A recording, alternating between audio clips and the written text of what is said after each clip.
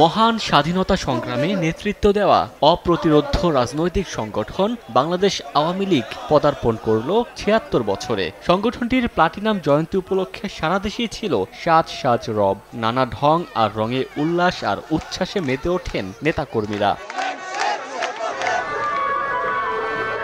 বিভিন্ন স্লোগান আর গানে গানে রাজপথে বের হয় র্যালি। হাতি ঘোড়া ব্যানার ফেস্টুন নিয়ে রং বেরঙের সাজসজ্জায় বর্ণিল করে আনন্দে মাতে অংশগ্রহণকারীরা। শোভাযাত্রায় অংশ নেন বিভিন্ন শ্রেণী পেশার মানুষ। বলেন, আওয়ামী লীগ শুধু রাজনৈতিক দল নয়, এটি গণমানুষের একটি প্রাণ, যার আত্মপ্রত্যয়ে বাংলার আকাশে উদিত হয় স্বাধীনতার রক্তিম সূর্য। যিনি নিজ ভূখণ্ডের শস্যের ভাগ বুঝে নিতে কখনো শত্রুর সঙ্গে আপোষ করেননি। সেই বঙ্গবন্ধু শেখ মুজিবুর রহমানের সমাধিতে শ্রদ্ধা নিবেদন করেন আওয়ামী লীগের কেন্দ্রীয় ও তৃণমূলের নেতাকর্মীরা। নগদের কাছে সব গ্রাহকই প্রিয়, তাই তো সারা দেশে ক্যাশ আউট চার্জ সবচেয়ে কম।